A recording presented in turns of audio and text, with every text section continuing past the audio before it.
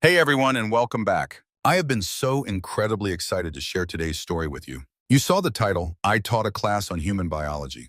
Then we had a live demonstration. And let me tell you, it absolutely delivers. We're about to dive into a story that starts as a hilarious lecture by an alien professor trying to explain just how weird and illogical humans are. But when a real disaster strikes, that lecture turns into a terrifying, real-time proof of everything she said. As you listen, I'd love for you to think about what you believe is humanity's greatest, most surprising strength. Let me know what you think in the comments below. Reading your thoughts and theories is honestly the best part of this whole experience for me. All right, let's get into it. She smelled burnt earth. She heard a sound. It was a high, sharp scream, like metal claws scraping on rock. It was an old sound, a sound of fear. A deep fear took hold of her. It was ancient. It was a part of her. She felt like she was falling. Elara's eyes snapped open. The scream was gone. The room was quiet except for the low hum of the station. She was breathing fast. Her heart was beating like a drum. A cold sweat covered her dark scales. Her head fronds were wide with fear. She told herself she was safe. It was only a dream, a bad memory. Her species had moved past those ancient times, but the fear still felt real. Something warm moved beside her. It was Liam. He was sleeping. His sleep was deep. Humans slept very deeply. His breathing was slow and steady. Her own breathing was fast and rough. He was a furnace of body heat. She was a Zamra. Her skin was cool. He must have felt her fear, even in his sleep. He made a soft sound. His arm moved. It was heavy and strong. It wrapped around her waist. He pulled her close. His chest was solid and warm against her back. The feeling was instant. It grounded her. Her cool skin touched his warm skin.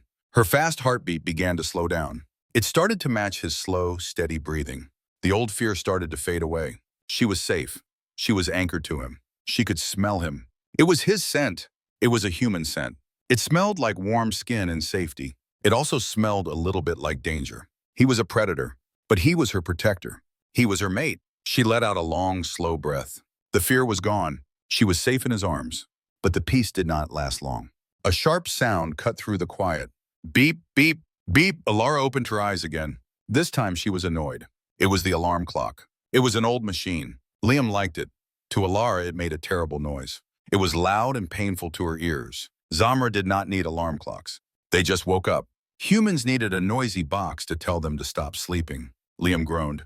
The sound was a deep rumble. He reached for the noisy box. His hand slapped the table beside the bed. He missed. 5 more minutes, he mumbled. His voice was thick with sleep. The machine does not have a 5 more minutes function, Elara said. Her voice was low and flat. Morning, my beautiful lizard queen, he said. He did not listen to her. His arm pulled her tighter. His other hand touched her hip. Liam, no, her voice was firm, but she felt a warmth inside her.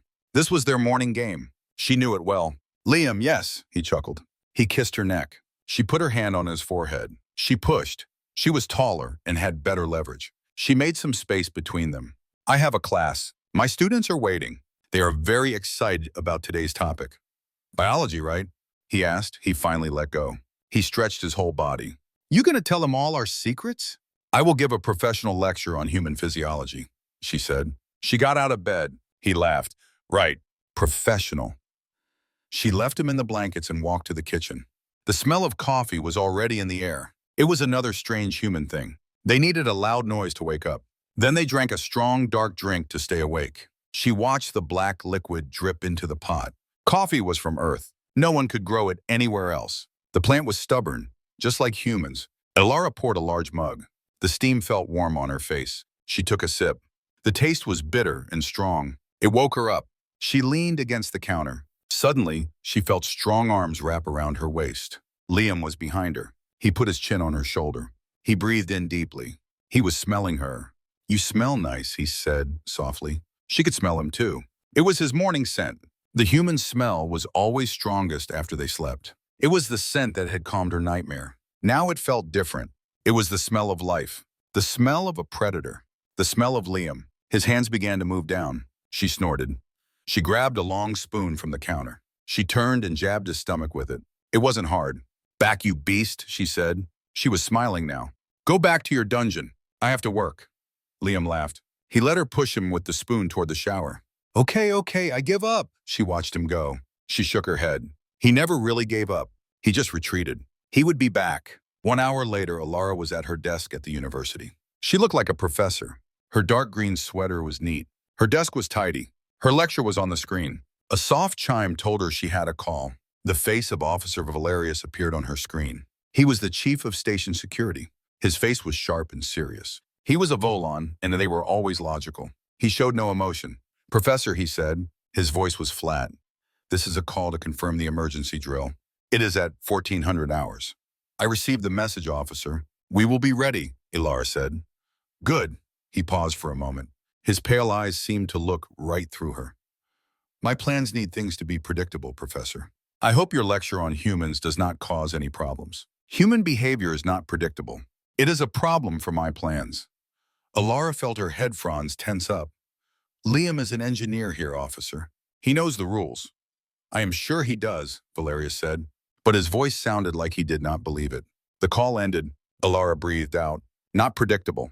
Valerius saw it as a problem. Elara was starting to think it was a human strength. She went to her classroom. A few students were already there. A young Ural named Rina saw her and smiled. Her fur was yellow like butter.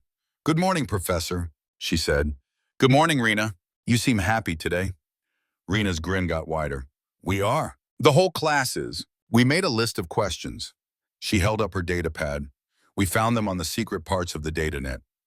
Elara knew what that meant. They were not normal questions. They were questions about the messy, chaotic, and powerful parts of being human. The parts that were not in the official books. She sighed. The sigh was warm and smelled like coffee. "Of course you did," she said. She walked to the front of the class. "Then you should all take your seats. It seems we have a lot to talk about." Elara stood before her class. The room was quiet. All eyes were on her. The students were ready. Behind her, the large display screen came to life. "Good morning," she began. Her voice was calm and professional. "Today, we will discuss the fundamentals of human biology." An image appeared on the screen. It showed 3 different human figures. First, we will look at the human body, the physical shell. Humans have many body types, but we can group them into 3 main shapes. She pointed to the first figure. This is the triangle shape. They have wide shoulders and a narrow waist. This body's a good balance. It has both strength and speed. She pointed to the second figure. This is the oval shape. They are wider. They are more solid. These humans have more muscle and more fat. They are very strong. They are good at lifting heavy things. They are fast for short distances, but they are not good at running for a long time. She pointed to the third figure. This is the rectangle shape. These humans are lean and tall. It is hard for them to build muscle. It is also hard for them to store fat. They are very fast. They are very agile. They are good at sports that need speed more than strength. She changed the slide. The new image showed a cross-section of a muscle fiber. Human muscle is very dense. The fibers are packed very tight. This makes them stronger than they look. A lean human can still be very powerful. "Now, she continued, let's look inside. We will discuss the biological engine." The screen changed again. It showed a diagram of a human body with a red glow inside. The human body is very hot. The normal temperature is around 37 degrees Celsius. For many species, this would be a high fever. For humans, it is normal. This heat is like a furnace. It burns away most germs. It kills most viruses. This is why their immune system is so powerful. It is very difficult for a disease from another planet to survive inside a human. A student raised a hand. "Professor, is it true about the smell?" A murmur of excitement went through the class. Elara knew this question was coming. "You are talking about pheromones," she said. "Yes, it is true. Humans produce a strong chemical scent. This scent is not consciously controlled. It is released from their skin. The pheromones have different effects," she explained. "The effect depends on your own biology. If your species evolved as prey, the human scent can cause fear. It signals the presence of a predator. It can create a deep, instinctual panic." Several students from prey species shifted uncomfortably in their seats. "However," Elara continued, "if your species evolved as a predator, the effect is different. The scent does not cause fear. It can cause a feeling of energy or excitement. It signals the presence of another powerful predator." She paused, letting the information sink in. She added one more important detail. "And for some, under the right conditions, the scent can be calming. It is the scent of a confident leader. The scent of an apex predator that is not a threat to you. This predator presence can actually stop panic in others. It is a very rare and powerful effect." As she finished her sentence, A soft chime echoed through the room. A yellow light began to pulse gently on the walls. An automated voice, calm and even, spoke from the ceiling speakers. Attention, a minor technical issue has been reported in Sector C. Please remain in your current locations. This is a Level 1 alert. The students began to whisper. They looked at each other, then at Elara. A low hum of anxiety filled the room. It is all right, Elara said, her voice steady. The station runs these drills often. It is most likely nothing. Let us continue. She turned back to her display. We have talked about the body. Now let's talk about what makes it move. Let's talk about its hidden power. The screen showed a complex molecule. When a human is in danger or afraid or even very excited, their body creates a special chemical. It is called adrenaline. This chemical floods their system. It makes them much stronger than normal. It gives them what we call burst strength. There are reliable reports of this. A human mother who lifted a heavy vehicle to save her child. A soldier who fought for an hour with deadly injuries. This is sometimes called hysterical strength. She looked at the wide eyes of her students. But adrenaline does more than just give strength. It changes the mind. It is a cognitive accelerator. What does that mean? Rena the yellow Ural asked. It means it changes how the human brain experiences time, Elara explained.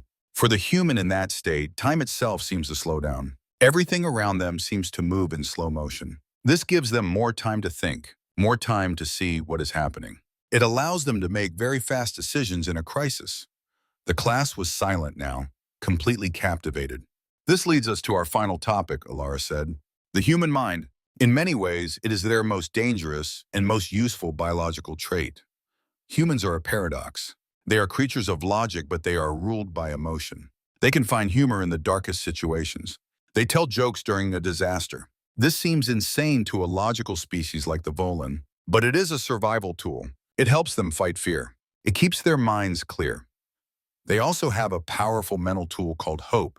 It is the belief that things will get better, even when all evidence says they will not. This belief is not logical, but it is incredibly strong. It allows them to continue fighting when many other species would surrender to despair. This is why they are unpredictable, she finished. They do not always follow the most logical path. They make new plans when old plans fail. They improvise. As she spoke the word fail, the lights in the classroom flickered once, then twice. The yellow emergency light on the wall switched to a bright, flashing orange. The automated voice returned, and this time it sounded more urgent. Attention, energy fluctuations detected station-wide. All non-essential systems are now offline. Prepare for potential power loss. This is a Level 2 alert. The whispers in the room turned into sounds of real fear. Rena looked at Elara, her big dark eyes wide with panic. The mood had changed. This was no longer an interesting lecture. It was becoming a real event. Even Elara felt a cold knot of dread form in her stomach. This was not a drill, of course.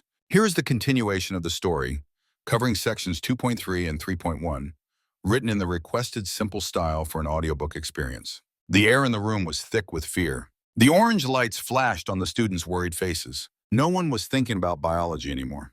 They were thinking about the station alarms. Then a student raised a shaking hand. It was Boral, a large Carline whose species was known for their quiet nature. His voice was unsteady. Professor, he started, if we are going to be stuck in here for a while, can you tell us about the other stuff? Elara looked at him. What other stuff, Boral? The bonding rituals, he said, his voice barely a whisper. The human ones. A strange thing happened. The fear in the room did not go away, but another feeling mixed with it, a powerful curiosity. The student had stopped looking at the flashing lights. They all looked at Elara. They leaned forward in their seats. This was the question they all wanted to ask. Elara hesitated. It felt wrong to talk about such things during an emergency, but she saw the look in their eyes. They needed a distraction. They needed something to focus on besides their fear. She gave them a small, tired smile. Very well, she said. She turned to her console. She typed a quick command. The image of the adrenaline molecule vanished. A new image appeared. It was an abstract picture. It looked like two galaxies swirling around each other in a slow, cosmic dance. Below the image, new words appeared in bold, clear letters. War and Peace, an analysis of human bonding rituals. A collective gasp went through the classroom. Elara turned back to her students. Her voice became low and quiet. It was a voice that drew them in. You must understand, she began. For humans, there is no clear line between love and war. They approach both with the same intensity, the same strategy. She paused. And sometimes the same brutality. The students held their breath. A human kiss, as she continued, is never just a kiss. It is a declaration. It is a test of your defenses. A single touch can be a peace treaty. She leaned forward slightly. Or the beginning of an invasion. Boom! The sound was not just a sound. It was a feeling, a deep, heavy thump that shook the entire room. The floor vibrated under their feet. The display screen behind Elara cracked and went dark. For one terrifying second, every light went out. The orange emergency lights died. The room was plunged into absolute perfect darkness. Someone screamed, then new lights flickered on. They were not orange. They were a deep, pulsing red. The weak, bloody light painted everything in shadows. A new alarm started. It was not a voice. It was a loud, piercing siren that did not stop. It was the sound of total failure. Panic erupted. A chair scraped loudly as a student fell over. Another student was crying, a high, thin sound of terror. Rena, the yellow Urel, was frozen in her seat. Her eyes were wide and blank. Boral, the big Carleen, was trying to hide under his small desk. Thunk clang. A heavy, metallic sound came from the doorway. The main door had just been sealed. They were locked in. The automated voice spoke again, but it was no longer calm. It was strained, glitching. Catastrophic. Energy core failure. Wide. Spread strew. Structural damage. Lockdown protocols. Engaged. This is A level. 3. Alert. Elara felt her own fear now. Her fronds were pressed flat against her head. Her 3 hearts were racing, out of sync. She could taste dust in the air. The ceiling above them was making a low, groaning noise. It was the sound of metal bending under a great weight. The station itself was crying out in pain. They were trapped, and the room was not safe. The siren wailed. The red lights pulsed. The students screamed. Fear was a living thing in the small room. It was thick and suffocating. Even Elara felt it. Her training told her to stay calm, to analyze. But her ancient instincts told her to run, to hide. For a moment, she was frozen. Then a voice cut through the noise. It was not loud, but it was clear. "Well," Liam said, "I guess this means the test is canceled." It was a stupid thing to say. It was a joke in the middle of a disaster. It was so unexpected that several students stopped screaming. They turned and stared at him. Their mouths were open. It worked. The joke broke the spell of panic. Liam was moving now. He was not panicked. He was focused. "Everyone!" he shouted, and this time his voice was a command. "Get away from the windows. Move to the center of the room." Now, the students, still dazed, began to move. They followed his orders. "You," he said, pointing to a large, trembling student, "help me with this desk. We need to block the door." He moved to another student who had fallen. "Are you hurt? Can you stand?" He was not thinking. He was doing. His mind was working very fast. This was what Elara had talked about in her lecture. It was the flow state. Time had slowed down for him. The chaos was not chaos to him anymore. It was just a series of problems to be solved. He saw Rena, the yellow Ural, frozen with fear. "Rena," he said, his voice softer now, "check on the student who was crying. See if she is okay. Can you do that for me?" Rena looked at him. She nodded slowly. She had a job to do now, a purpose. The fear was still there, but it was smaller. Elara watched him. Her own fear began to fade. It was replaced by awe. He was not a soldier. He was not a leader. He was an engineer. But in this moment of chaos, he was the calmest person in the room. He was using humor and hope to fight fear. But it was working. But it was not working for everyone. In one corner of the room, 3 Urel students were huddled together. Rena was one of them. Their panic was too deep. They were breathing in fast, shallow gasps. Their claws were scratching at the floor. Their eyes were wide and full of mindless terror. They were trapped in the deepest part of their prey instincts. They could not hear Liam's words. They could only hear the siren and the groaning of the station. Elara saw this. Her mind, now clear, made a connection. She remembered her own lecture. The scent of a predator can stop panic. She caught Liam's eye across the room. He was busy trying to secure a loose panel on the wall. She did not need to speak. She looked at him. Then she looked pointedly at the terrified Urel students. She gave a small, sharp nod. Liam's eyes followed her gaze. He understood immediately. He moved toward them. He did not rush. His steps were slow and deliberate. He did not move like he was trying to help. He moved with a calm confidence. He moved like he owned the room, like nothing in it could possibly harm him. As Liam got closer, something in the corner changed. Elara watched, fascinated. It was his scent. The pheromones. She could smell it from across the room. It was the scent of a predator, but it was not an aggressive scent. It was calm. It was in control. The predator scent did not add to the Ural's fear. It replaced it. It was a bigger, stronger signal. It was a signal that said, I am in control here. There is nothing in this room to fear. The only predator here is me, and I am not hunting you. The Urel students stopped hyperventilating. Their claws stopped scratching the floor. They looked up at Liam. Their bodies were still trembling, but their eyes were no longer wild with panic. They were focused. They were looking at the calm, strong creature in front of them. Liam knelt down. He did not touch them. He just spoke. It's going to be okay, he said, his voice low and steady. Just breathe with me, in and out, and they did. They were still afraid, but their blind panic was gone. It had been overwritten. A biological weapon of fear had just been used as a tool for peace.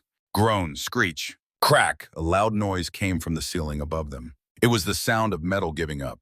A massive support beam, twisted and broken from the explosion, tore free. It fell from the ceiling with a deafening crash. It landed directly in front of the sealed exit door. Dust and debris filled the air. When the dust settled, a student screamed. Boral, the big Carlene student, was trapped. The heavy beam had fallen on his legs. He cried out in pain. My comms are working, Elara shouted over the siren. She quickly activated the emergency channel. Valerius, Officer Valerius, do you read me? Static. Then a voice. Read you, Professor. What is situation? We have an injury, Elara yelled. A student is trapped under a structural beam. We need help. There was a pause. The static hissed. Professor, I see the collapse on my sensors. That beam is 2 metric tons. We cannot get equipment to you. The corridors are blocked. Tell your students to stay clear of the beam. There is nothing to be done. I repeat, there is nothing to be done. The words hung in the air. Nothing to be done. Liam heard it. Elara saw his face. His expression changed. The calm focus was gone. It was replaced by something else, something harder, something angry. He looked at Boral, who was moaning in pain. He looked at the massive, unmovable beam. He looked at Elara. Their eyes met for 1 second. Liam, no, Elara shouted, reading his mind. It's impossible. He did not listen. He was already moving. He put his shoulders under the cold, heavy metal. He planted his feet. He took a deep, ragged breath. A sound came from his throat. It was not a human sound. It was a deep, angry roar. It was the sound of pure effort. The sound of a body pushing past every limit. The muscles in his back and legs bulged. They looked like they would tear through his clothes. The veins in his neck stood out like cables. The metal beam groaned. For a second, nothing happened. Then slowly, an inch at a time, the beam began to lift from the floor. He was lifting it. He was lifting 2 tons of twisted metal. His face was a mask of pure agony and determination. He was doing the impossible. Get him out! Liam roared, his voice strained. Elara and another student rushed forward. They grabbed Boral's arms. They pulled him free from under the beam. As soon as Boral was clear, Liam let out a final shout. He let the beam go. It crashed back down to the floor. The sound was like thunder. Liam fell to his knees. He was on all fours, his head hanging low. He was breathing hard, deep gasps that filled the silent room. The only sounds were the wailing siren and the breathing of the human who had just done the impossible. For a long time, the only sound was the siren. Then a new sound came from the door. A loud, hissing sound, the sound of a plasma cutter. Bright white light shone through the edges of the sealed door. After a moment, there was a loud clank. The door was pushed open. Officer Valerius stood in the doorway. He was in full emergency gear. Behind him, his security team stood ready with medical kits and fire suppressors. They were prepared for chaos. They expected to find a room full of screaming, panicked victims. But the room was quiet. The students were sitting on the floor in the middle of the room. They were not screaming. They were just staring at the human who was still on his hands and knees, breathing hard. Valerius and his team stopped. They were confused. The scene did not match their expectations. Valerius's sharp, logical eyes scanned the room. He saw the students calm and safe. He saw Boral, the injured Carlene, being tended to by Elara. Then his eyes fell on the massive, twisted support beam lying on the floor. It was a piece of metal that weighed 2 tons. It was lying in front of the emergency exit. His gaze moved from the impossible beam to the exhausted human kneeling beside it. He looked at Liam's heaving shoulders. He looked at the sweat dripping from his face. Valerius was a Volan. His species did not understand emotion. They understood logic, and the logic was impossible. The beam was too heavy. A single, unequipped organic being could not have moved it. But the evidence was right in front of him. The student was free. The beam had been moved. He walked slowly into the room. He did not speak. He walked past the students. He stopped in front of Liam. He looked down at the human. Then he looked at the beam again. He looked back at Liam. For a long moment, he said nothing. The siren continued to wail. Then Valerius did something very unvolan. He raised his hand. He gave Liam a slow, deliberate nod. It was not a friendly gesture. It was a sign of pure, logical respect. A respect for something he could not understand. A respect for the impossible. The security team moved quickly. They checked on the students. They gave Boyle a painkiller for his injured legs. The station's siren finally stopped. A deep, welcome silence fell over the room. The students were still looking at Liam. Their eyes were full of something new. It was not just curiosity anymore. It was awe. They had just seen the lecture in real life. They had seen the humor. They had seen the calm. They had seen the impossible strength. Elara stood up. She looked at the faces of her students. They were safe. They were changed. She walked over to Liam. He was still on the floor trying to catch his breath. She knelt beside him. She did not say anything. She just placed her cool, scaled hand on his back. She could feel the heat pouring off his skin. She could feel the tremors of exhaustion in his muscles. He looked up at her. His face was pale, but he gave her a small, tired smile. Elara looked back at her class. They were all watching her, watching them. Her voice was soft, but everyone heard it in the quiet room. "The lecture," she said, "is over." She paused. "Are there any questions?" No one spoke. There were no more questions. They had all been answered. Later, in the quiet of the med bay, Elara watched Liam sleep. The doctors had said he was fine, just completely exhausted. He had used up all his body's energy reserves in a few short seconds. She sat in a chair beside his bed. She watched the steady rise and fall of his chest. She thought about her lecture, the part she never got to finish. She was going to tell them about human bonding, about the intensity, the passion, the way they held each other during mating, with a strength that was both loving and fierce. A strength that felt like they were claiming you, like they were protecting you from the entire universe. She looked at Liam's sleeping form. She understood now. It was the same thing. The ferocity he used to love her was the same ferocity he used to lift that beam. It was the same primal protective instinct. It was not about war or peace. It was about protecting what was his mate, his tribe, his students. A soft chime came from her datapad. It was a message. It was marked with the highest priority seal, the seal of the Galactic High Council. She opened it. The message was short. "Professor Elara, we have received Officer Valerius's full report. It is unexpected. The Council requires a detailed analysis. Your topic, human crisis response capabilities. Your report will be critical for future interspecies policy. Acknowledge receipt." Elara looked from the message on her screen to the sleeping man in the bed. Her first report was over, but she realized her biggest, most important lesson had just begun. And that was our story. Wow, what an intense ride that was, right?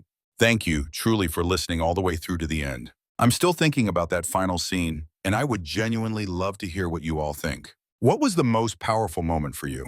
Was it Liam's joke in the middle of the chaos?